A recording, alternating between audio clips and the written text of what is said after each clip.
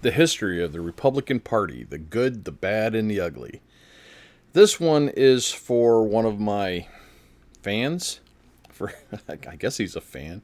He's stayed pretty loyal to me since I've started posting videos. This is Mongo1137. His icon is Bill the Cat. And for those of you who do not know who Bill the Cat is, this is Bill the Cat. Bill the Cat is a character from Bloom County, which was written and drawn by Berkeley Breathed way back in the 1980s. I am a fan of Bill the Cat, which is kind of what drew me to Mongo. And, you know, Bill the Cat, it's an interesting story. He died from freebasing tender victuals, and his friends, Oliver Wendell Jones, actually cloned him from his tongue. And I remember when Bill the Cat was dead, in my high school, there were posters everywhere, hand-drawn posters of Bill the Cat lives before his resurrection from his tongue. In fact, I am such a fan, I still have Opus plushies that I have kept. My daughter tried to claim them. I've denied her that. There's one wrapped in a Christmas ribbon that I have put with our Christmas stuff that comes out every Christmas. And my treasure of treasures is the Bill the Cat plushie that I bought when I got my driver's license. And Bill the Cat the plushie has been my co-pilot in every car I've ever owned since 1983. He was in my Volkswagen Bug. He moved up to every car I've ever owned. I'm not going to go over them all here. In fact, he's sitting in my 4Runner right now. He even got me a date. This is a true story. When I graduated from the academy and I went home and packed my car and moved to Newport, Rhode Island for surface warfare school, I did not take Bill with me. And I actually flew home for the holidays. And on my return trip, I brought Bill the Cat with me. And on the plane, I mean, he was not in a suitcase. He was just kind of hanging out. And on the plane, I put him on my shoulders like he was riding my shoulders. And it made the stewardess laugh. And I struck up a conversation with her. And I actually got a date with a stewardess. Or I'm sorry, flight attendant nowadays. Let's be politically correct, yada, yada. But I got a date with this young lady because of Bill the Cat. So I've always been a big fan of Bill. Well, anyways, my first video on From Love to Hate, How Did We Get Here, I kind of shone the light on the left and how their progressive movement went from a very peaceful, love, flower child, beginning to we're going to burn the city down, kill you, your family, and murder your cat. And he posted a comment saying, well, what about the right? You attack the left, what about the right? So in all fairness to him, I had other videos that I'd put before this one. I was going to do what is a democracy, or is the United States a democracy? I want to view on Nazism. Everybody's calling everybody a Nazi, so I wanted to address that. What is a Nazi? Why are we throwing this term around unless we really understand what it is? The difference between, a democracy and a constitutional republic, the difference between a constitutional republic and fascism. I wanted to address these issues because there seems to be a lot of confusion in society today, and I really think the one on Nazism is going to be probably 2 or 3 down the road from here, because I need to lay down the foundation. I've talked about the left, we're going to talk about the right, and then we're going to start talking about the different political structures that have existed throughout time and what we are today and what I fear we may be moving into. But we have to lay the foundation, and I got to try to keep these videos to 10, 15 minutes, or I start losing people saying too long, didn't listen. So, with that said, Mongo, this one is for you, my friend. And by the way, this is the way I think it should be.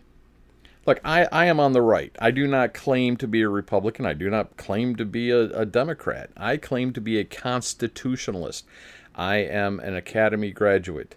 I served as an officer in the United States Navy. I took an oath to support and defend the Constitution against all enemies, foreign and domestic. That oath has no expiration date. Period. End of discussion.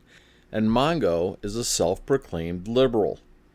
We have different political positions, but yet we're still willing to talk. And that is what we need to do in this country. Stop shutting the other person down because they don't agree with everything you say. That's fascism. Video coming. But open the dialogue, right? Democracy. That's what everyone keeps claiming we need to save. Another video coming. The only way democracy will prevail is if we start talking to each other. I don't agree with everything he believes in, and he doesn't believe everything I believe in, but we still communicate and we still respect each other. I don't understand why this is so hard. And I want to also say that, as I research this, I admit I am on the right. I was a fan of Reagan. But as I did this research, there were some things happening in the Republican Party under Reagan's time frame that I found disturbing. But I will tell the truth as I can discover it or prove to be factually accurate. I will not embellish even if it besmirches my own political beliefs. That's why this one is titled The Good, the Bad, and the Ugly. So, without further ado, let's dig into this. Okay, the history of the Republican Party, the good, the bad, and the ugly. For more than 170 years, the Republican Party has shaped American history. It helped preserve the Union, end slavery, build the modern economy, fight monopolies, win world wars, and lead America through some of its most prosperous decades. But unlike every political movement, the Republican Party has also faced controversy, internal conflicts, and periods where many Americans believed it had lost its way. Today we're taking a journey through the history of the Republican Party, the good, the bad, and the ugly, and examining how its supporters believe it has recently returned to what they called common sense conservatism. So let's begin where it all started. The founding spirit, 1854 to 1900. The Republican Party was founded in 1854 in opposition to the expansion of slavery into new territories. Its first major leader was Abraham Lincoln, the guy who freed the slaves. Lincoln believed America could not remain permanently divided between the free states and the slave states. In 1860, he was elected president. Just months later, the Civil War began. The Union prevailed, slavery was abolished, and the Union was preserved.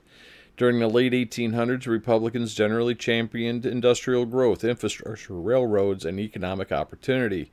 Supporters viewed the party as a vehicle for upward mobility, free enterprise, and national unity. The Republican Party became known as the Party of Lincoln, a symbol of freedom, opportunity, and personal responsibility. Something we sorely lack nowadays. But as America industrialized, new challenges emerged. The Progressive Era, 1900 to 1930. By the turn of the 20th century, giant corporations and monopolies dominated much of the American economy. Many Americans worried that concentrated wealth was threatening competition and political fairness. Republican President Theodore Roosevelt became one of the most influential reformers of the era. Roosevelt aggressively challenged monopolies, enforced antitrust laws, protected consumers, and expanded conservative efforts. His administration broke up powerful trusts and sought to ensure that the government served the public interest rather than special interests. Republicans of this era often saw themselves as defenders of both free market and fair competition. The goal wasn't to destroy capitalism. The goal was to prevent any one corporation from becoming more powerful than the people themselves. As America entered the 20th century, the Republican Party was helping shape a rapidly modernizing nation. Then came war and unprecedented prosperity. Post-World War II prosperity, 1945 to 1970.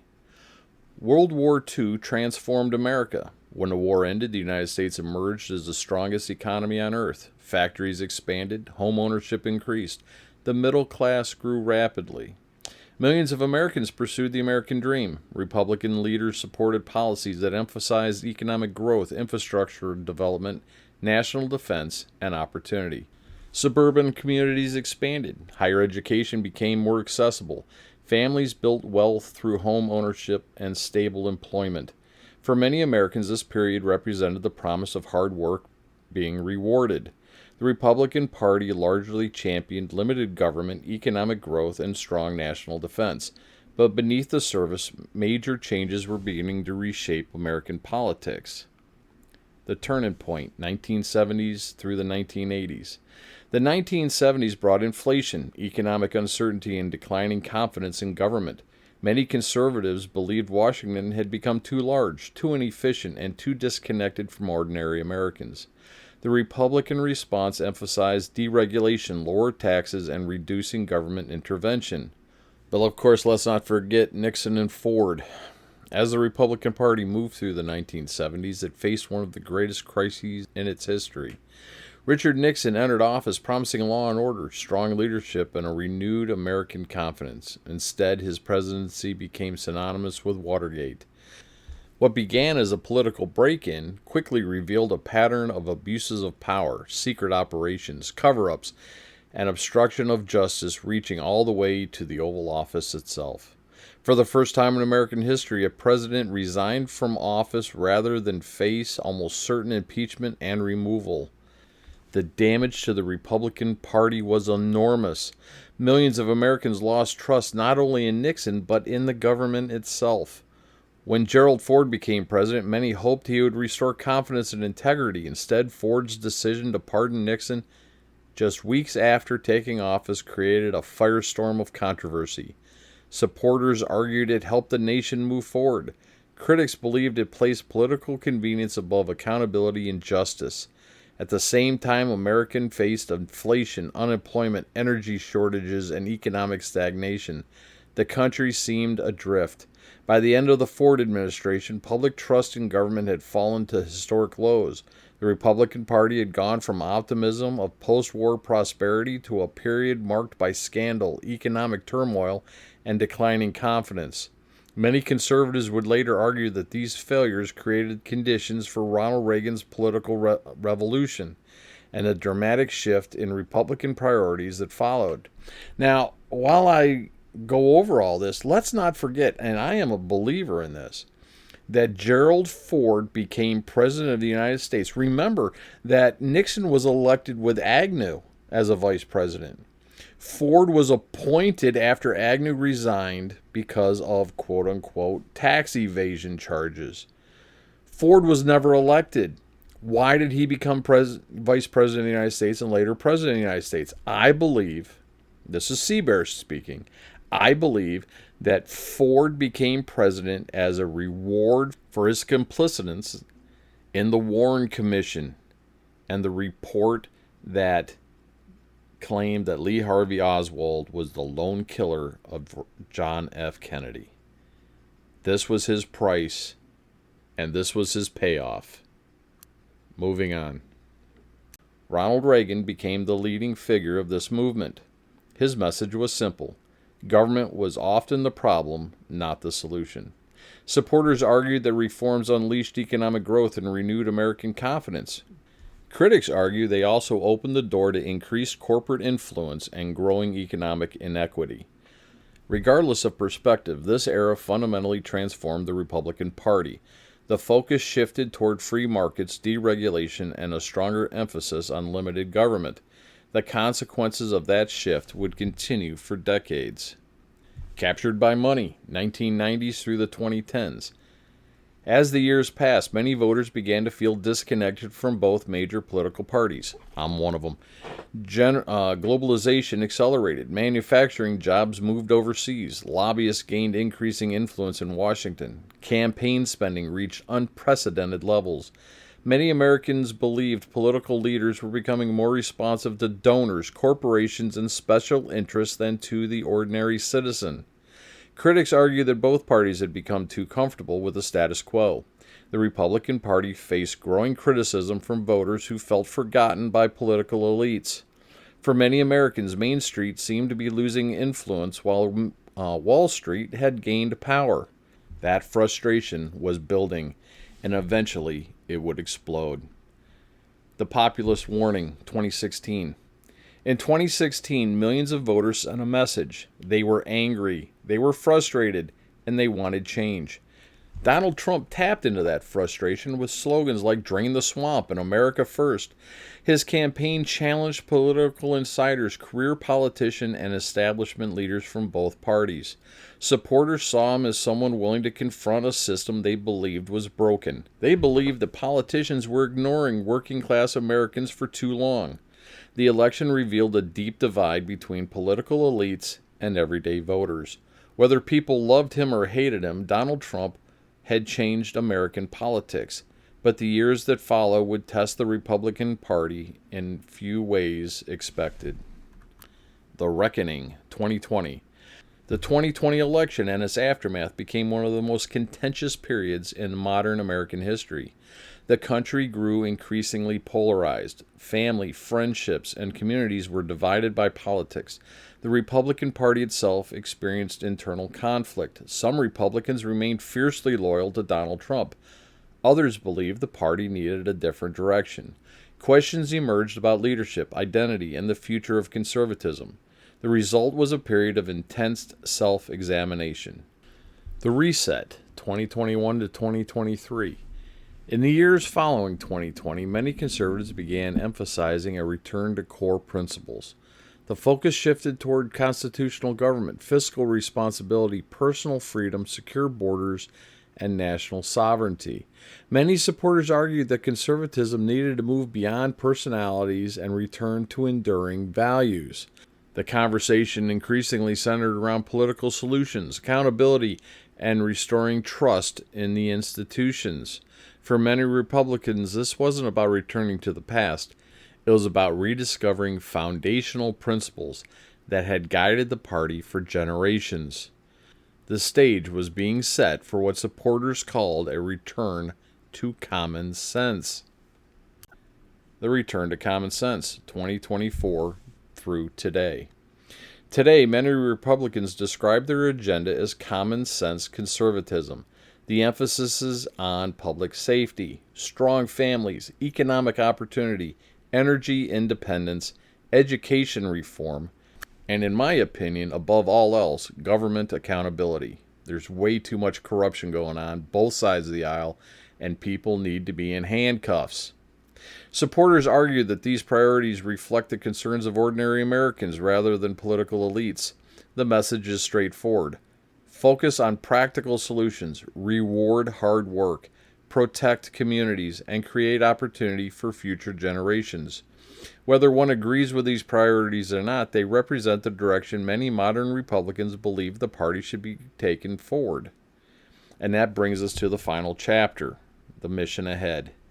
The story of the Republican Party is not simply a story of politicians. It's a story of ideas, of victories and failures, of principles, compromises, and constant change. From Lincoln to Roosevelt, from Eisenhower to Reagan. From the populist movement to today's common sense conservatives, the Republican Party has evolved again and again in response to the challenges facing America. Its supporters believe the mission remains the same.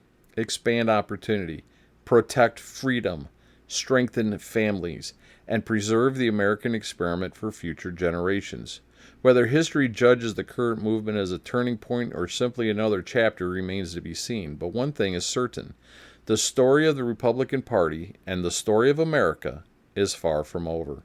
If you enjoyed this historical journey, don't forget to like, subscribe, and share, and let us know in the comments, what do you think was the most important turning point in the Republican Party's history? Thank you for watching. This is SeaBear, out.